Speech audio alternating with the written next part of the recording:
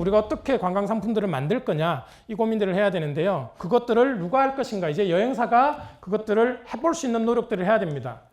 저는 여행사들이 그러면 K 관광 상품들, K 콘텐츠를 이용한 관광 상품들을 만들 때 가장 중요하게 생각해야 되는 게 뭔가 하면 콘텐츠 제작 단계부터 관광 상품을 기획해야 된다.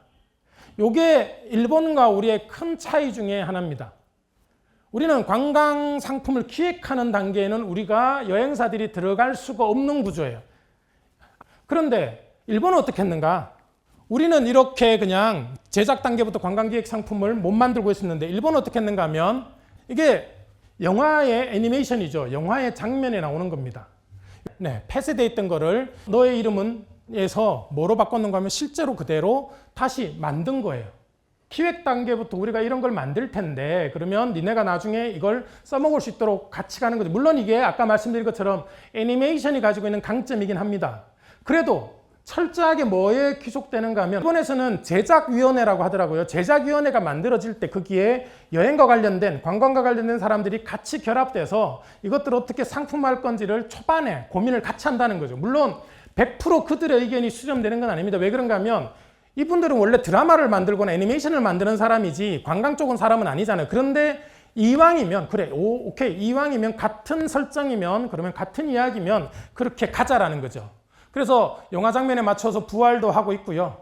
우리나라도 이제 조금씩 이제 바뀌고 있는 게 이게 이제 차차차에서 여기서 사방기념공원에 요 배를 만든 겁니다. 제작진이. 이게 이제 의미가 있습니다. 물론 이것도 생각해보면 명확하게는 초창기, 초기 단계부터 관광기획 상품으로 들어간 건 아니라 이걸 그러니까 예전에 없던 건데 만들어 놓고 그걸 관광자원화 해야 되겠다. 아마 이건 지자체랑 이야기한 거겠죠. 배를 만들어 놓으면 그러면 관광자원이 될 거다. 그래서 만들 수 있게 해달라. 이렇게 해서 아마 공간을 하고 그렇게 진행을 된 겁니다. 그래서 조금은 관광기획 상품들을 초반에 기획 단계에서 진행을 하기 시작했는데 아직은 우리가 굉장히 부족한 부분이죠. 초기에 관광기획 상품들을 제작 단계부터 고민하지 않는 거고요. 그래서 콘텐츠 제작 단계부터 관광기획 상품들이 필요한 이유는 뭔가 하면 이런 것들을 통해서 목적지형 관광 자원들을 만들 수 있거든요. 최근에 아마 우리 선생님들 다 떠올려 보시면 지역에 새로운 랜드마크로 떠오르고 있는 데들이 있습니다. 대한민국 구석구석이라는 사이트에 가서 음식점 소개하고 뭐 이런 데들이 있거든요. 외지인 맛집, 지역 맛집 이런 데 보면 지금은 거의 모든 군 지역이나 시 지역에 군 단위로 한번 검색을 해보세요. 그러면 1위부터 10위까지 맛집 안에 뭐가 들어가는가 하면 카페들이 들어가요. 어떤 지역은 1위부터 10위까지 안에 막 3군데, 4군데 들어가는 데도 있고요. 옛날 같으면 전통적인 지역의 맛집들이 올라왔다면 지금은 그들도 여전히 남아있지만 카페들이 꽤 많이 올라와요. 과거에는 카페는 뭐였어요? 지나가다 들리는데 차 한잔 마시는데 휴식하는 데였다면 지금의 카페들, 그러니까 그렇게 인기 있는 카페들의 대규모 카페라고 그러잖아요. 이 카페들은 뭔가 하면 목적지형 카페거든요. 그 카페 때문에 가는 거죠. 기획 단계부터 우리가 고민을 하면 그러면 목적지형 관광자원들을 개발할 수 있는 거죠. 새로운 인프라를 투자하지 않고도 목적지형 관광지를 개발할 수 있는 겁니다. 그래서 콘텐츠 관광 상품을 개발하려면 그러면 저는 5가지 A, B, C, D, E 억지로 맞췄습니다. 네. 근데 알기 쉽게 5가지를 제안을 드리는데요. 우리가 콘텐츠 관광 상품 개발하려고 하면 5가지가 필요한데 첫 번째가 뭔가 하면 AI입니다. AI하고 콘텐츠 관광 상품하고 무슨 연관이 있을까? 우리가 상품 개발하는데 AI하고 무슨 상관이 있을까 하면 결국은 여행업계가 가장 경계해야 되는 것도 AI이고요. 활용해야 되는 것도 AI죠. 오픈 API를 통해서 뭐 챗GPT나 버드 같은 것들이 생겼는데요. 이게 왜 중요한가 하면 경험과 경력의 시대에서 데이터의 시대로 넘어가고 있는 거죠. 정보의 시대. 이게 오픈 API라고 하는 챗GPT나 이것들이 우리한테 주는 경고입니다. 실제로요, 여행사분들이 안 쓰고 계시는 분들이 되게 많으신데 제가 그래서 이걸 한번 물어봤어요. 버드한테 물은 겁니다. 2023년 8월 12일부터 15일까지 일본 도쿄에서 한국으로 휴가를 갈 예정입니다. 29세 싱글 여성 회사원 3명입니다. 한 명은 푸드투어, 다른 한 명은 K-POP 체험 투어를 원하고 깔끔한 호텔 숙박을 원합니다. 3박 4일 여행 일정과 예산을 알려주셔야 하니까 버드가 저한테 알려준 겁니다. 버드가. 그래서 비행기 타고 와서 체크인하고 강남 체크인하고 그 다음에 코엑스몰 갔다가 둘째 날은 뭘 하고 셋째 날은 뭘 하고 그래서 비용은 항공료 500, 그 다음에 교통비 500, 그 다음에 호텔비 $500, 푸드 $500, 그 다음에 액티비티 하는 거 500, 그 그다음에 토탈해서 2,000불이면 된다. 초반에는 이게 하나도 안 맞아서 없는 호텔 제한하고 막 이랬는데 발전 속도가 엄청나게 빨라지고 있어요. 그래서 AI를 저는 경쟁 상대로 여기지 마시고요. 굉장히 적극적으로 활용해야 된다. 우리 직원들이 못하는 부분들을 실제로 그러면 일본 사람이든 그다음에 미국 사람이든 다른 나라 국가별, 언어별, 종교별로 어떤 서비스를 원하는지는 우리보다 훨씬 더 AI가 잘 알고 있으니까 그들에게 기대 놓은 것도 방법이다라는 거죠. 그래서 AI를 적극적으로 활용하시라고 말씀드리고 싶고요. 그 다음에 비스포크 투어라고 합니다. 개인에게 맞추는 개인의 성향이나 취향에 맞추는 서비스들, 그런 상품들을 만들어낼 수 있어야 되는 거죠. 그래서 비스포크 투어는 소비자 편집권입니다. 지금까지는 우리가 여행 상품을 기획하거나 개발하거나 누가 편집했는가 하면 편집권을 여행사가 가졌죠. 여행사 기획 담당자가 가졌고 여행사가 가졌다면 이제 그 편집권을 누구한테 줘야 되는가 하면 고객한테 줘야 되고요. 그러면 고민은 이런 겁니다. 아니 그렇게 편집권을 다 줘버리면 지 멋대로 편집하면 우리가 그걸 어떻게 해주지? 그걸 해줄 수 있는 기업과 해주지 못하는 기업만 남을 거고요. 해주는 기업들은 살아남을 거고요. 그걸 우리는 못해, 죽어도 못해 하면 정말로 힘들어지는 거죠. 뭐 망하지는 않을 수 있습니다. 기존 고객들이 있고 기존에 비스포크 투어가 아니라 패키지나 그냥 일반 투어를 원하는 사람들이 있으면 가능할 건데, 그래서 츠타야 서점의 창립자 마스다 무니아키가 이렇게 얘기했습니다. 힘들겠다고 생각할 것인지 아니면 재밌겠다고 생각할 것인지 이에 대한 답이 편집권이 옮아가는 시대에 살아남을 수 있느냐 없느냐를 결정짓는 시금석이 될 거다. 야, 비스포크 투어 편집권을 고객한테 넘기고 소비자한테 넘겨서 소비자들이 편집하는 대로 우리가 서비스해주고 만들어주고 제휴해주는 것들을 힘들어. 그걸 어떻게 다 맞춰줘? 라고 생각하느냐. 재밌겠는데? 우리가 못 봤던 것들을 보내? 이분들은 이걸 어떻게 알았지? 나도 몰랐는데 한국에 이런 게 있는지 서울에 이런 관광 자원이 있는지 이런 것들을 할 수 있는지 몰랐는데 이런 것들을 해달라고 하네? 그럼 나도 배울 수 있네? 재밌네? 그것도 내가 배우는데 돈을 주잖아요. 그럼 괜찮네, 재밌네 라고 생각할 건지 아니면 힘들어, 못해 라고 생각할 건지가 편집권이 옮아가는 시대라는 거죠. 이제는 이 편집권은요, 이게 트렌드입니다. 그 다음에 세 번째가 커뮤니티하고 클래스입니다. 이제 여행원은 특히 MZ세대들은 가족하고 오지 않습니다. 친척하고 오지 않습니다. 직장 동료랑 오지 않습니다. 누구랑 오는가 하면 마음 맞는 사람, K-POP 댄스를 배우겠다라고 하면 그 커뮤니티에서 같이 오는 거죠. 커뮤니티에서 와서 한국에 와서 뭘 많이 이용하는가 하면 클래스를 이용하는 거죠. K-POP 댄스를 배운다든가 스튜디오에 가서 보이스 트레이닝을 받는다든가 혹은 뭔가 음악을 배운다든가 혹은 작곡을 배울 수도 있고요. 혹은 뭐 미장원에 가서 기술을 배울 수도 있고요. 굉장히 다양한 클래스들에 대한 요구들이 늘어났다는 거죠. 그래서 가족도 아니고 친척도 아니고 직장 동료도 아닌 커뮤니티를 통해서 클래스를 이용하는 거니까 이것들을 우리가 이용해야 되죠. 훨씬 더 우리가 어떻게 접근할 거냐의 관점에서 바라보면 가족도 아니고 이젠 친척도 아니에요. 그러면 우리 타겟 고객이 커뮤니티와 클래스를 원한다면 우리가 상품을 만들 때도 어떤 커뮤니티로 어떤 클래스를 제공할 거냐. 그래서 그것들이 돌아갔을 때 클래스에서 배웠던 것들이 직업적으로 혹은 취미와 직업으로 넘어갈 수 있는가를 고민해서 만들어줘야 되는 겁니다. 그 다음에 다이렉트입니다.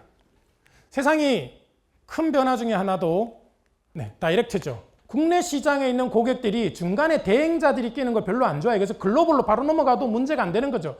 코로나를 겪으면서 코로나 시즌을 지나면서 우리 소비자들 역시 중간에 국내 OTA를 거쳐서 글로벌 OTA랑 연결되거나 혹은 국내 OTA를 거쳐서 현지랑 연결되는 것보다는 그냥 글로벌 OTA로 가거나 아니면 아예 다이렉트로 가거나 그냥 바로 가도 되는 거죠. 바로 가는데 문제를 안 느낀다는 겁니다. 그래서 다이렉트가 되고요. 이런 것들이 뭔가 하면 인플루언서 마케팅이라고 하죠. 이미 우리가 그런 시대를 살고 있거든요. SNS를 통해서 인스타그램을 통해서 그냥 거기에 있는 인플루언서들을 직접 다이렉트로 연결해서 문의하거나 혹은 그 인플루언서들이 요즘에는 마케팅 역할들을 다 마케터 역할들을 하고 있으니까요. 그래서 그 안에서 같이 상품들을 만들어서 직접 다이렉트로 운영하고 있는 거고요. 그 다음에 우리가 핵심 서비스들을 만들어야 된다. 그럼에도 불구하고 여전히 여행사들이 가지고 있는 가장 큰 강점은 뭔가 하면 알선력이라고 하고요. 그걸 또 다른 말로 안내력이라고도 하는데 이 두 가지를 가지고 있거든요. 하나는 뭔가 하면 여행사를 이용하지 않는 개인이 다이렉트로 연결할 수 있는 네트워크가 너무 작잖아요. 내가 도대체 여기를 학습을 하거나 취미 생활을 하거나 직업적으로 클래스를 하려면 쉽게 말하시면 누구한테 전화해야 되는 거죠. 누구한테 메일 보내야 되는지 모르는데 그런 것들을 누가 가지고 있는가 하면 여행사들이 가지고 있어야 되는 거죠. 여행객 대상 핵심 서비스가 엑스퍼트 가이드를 가지고 있어야 되고 그것들을 만들어내야 돼서 결국은 그래서 뭘 만들 수 있어야 되는가 하면 여행사들이 생존하려면 결국은 정보 비대칭에서 정보의 비대칭을 누구한테 우리 가지고 있어야 되는가 하면 여행사가 가지고 있어야 되죠. 그래서 다시 여행사들이 안전과 전문성과 즐거움과 자유로움에 대한 정보의 비대칭을 여행사가 가지고 있어야 되는 거죠. 아까 제가 목적지형 지향이라고 말씀드렸죠. 그래서 목적지형 관광 자원들을 어떻게 만들어낼 건가. 그래서 관광형 체험에서 학습형 체험으로, 그리고 관광형 축제에서 놀이나 학습형 축제로, 우리가 새로운 패러다임에서 새롭게 만들어야 되는 상품들이죠. 그 다음에 취미 직업형 체험이나 축제로.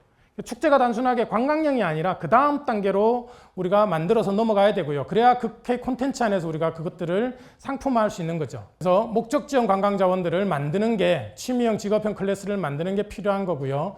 이런 부분들을 그러면 우리가 K 콘텐츠와 K 관광과 어떻게 연결할 거냐, 이런 고민들을 직접적으로 하는 게 필요하다라는 거고요. 그래서 우리가 뭘 가지고 있는지, 우리 콘텐츠가 뭐가 있는지를 다시 한번 고민할 필요도 있다는 거죠. 그러면 넥스트 K 콘텐츠는 뭘까? 지금까지는 K-팝, K-푸드, K-드라마, K-뷰티 이런 것들이 지금까지 우리 콘텐츠, K 콘텐츠들을 앞서 끌었다면, 그러면 넥스트는 뭘까? 여기까지는요, 여행사들이 우리가 개입을 못했잖아요. 초기 단계에도 개입을 못했고. 그러면 넥스트에는 우리가 조금 더 개입을 할 수 있는 여지들이 있을 수 있겠다는 거죠. 그래서 K-아트나 K-애니메이션, 한글과 문학, 그 다음에 한의학 같은 것들이, 이런 것들이 다음번 K 콘텐츠가 될 수도 있을 거다. 저는 예상하거든요. K-아트 같은 경우에도 우리가 가지고 있는 그 다음에 예술성, 디자인 이런 것들이 굉장히 높게 인정받고 있어요. 그래서 K-애니메이션은 뭔가 하면 유튜브에 글로벌한 1위가 있습니다. 뭘까요? 유튜브 조회수 글로벌 1위, 얘입니다. 아기상어 130억 뷰, 2위랑 50억 뷰 차이 납니다. 독보적 1위입니다. 근데 우리는 여전히 애니메이션 하면 그냥 어디로 치는가 하면 일본으로 치는데 충분히 우리 애니메이션도 가능성이 있고요. 그 다음에 한글과 문학 같은 것들도 충분히 K 콘텐츠로, 우리는 지금까지 여행은 당연히 경험 많고 경력 많은 우리가 상품을 만들고 우리가 해야 돼. 니들이 뭘 알아? MZ들이 뭘 알아? 라고 했겠지만 이제는 뭐가 돼야 되는가 하면 가장 중요한 건 경험과 경력이 아니라 관심이더라고요. 관심을 가져야 되고 애정을 가져야 되거든요. 그래야 상품을 만들 수 있습니다. 그냥 K 콘텐츠가 만들어지고 K 콘텐츠가 성공할 거니까 그러면 K 콘텐츠를 이용한 K 관광 상품을 만들면 되겠다가 아니라 그것들을 어떻게 관심을 가지고 애정을 가지는가가 더 중요하죠. K 콘텐츠를 가지고 왜 외국인 관광객들이나 MZ세대들이 우리 K 콘텐츠에 대해서 관심을 가지고 방문하고 싶어하고 하는지를 이해해야 되고요. 그것들을 만들어줄 수 있어야 되는 거죠. 그 다음에 천천히 서둘러야 된다. 급하게 서두른다고 되는 건 아니고요. 페스티나렌츠라는 아우구스투스의 이야기인데 라틴어이긴 하지만 천천히 서둘러 가야 된다. 준비해야 되고요. 공부해야 되고요. 천천히지만 우리가 새로운 시대를 맞이하는, 어쩔 수 없습니다. 우리는 다양성에 약한, 지금 이제 연령대가 굉장히 다양하시지만 여행업 경력이 많으면 많을수록 다양성은 좀 약하시거든요. 왜 그런가 하면 내가 성공했던 경험들이 있으시잖아요. 인바운드든 아웃바운드든. 그러면 그 성공했던 상품들을 계속해서 만들고 싶은데, 그런데 우리한테 와야 되는 사람들 혹은 오고 있는 사람들은 이제 우리의 그 성공을 지지해주지 않는 사람들일 수도 있거든요. 그럼 그분들에게는 우리가 준비를 하려면, 그렇다고 해서 막 혁신적으로 모든 걸 다 바꿀 게 아니라 작은 부분이지만 하나씩 하나씩 준비하면서 천천히 서두를 필요는 있다라고 생각을 합니다.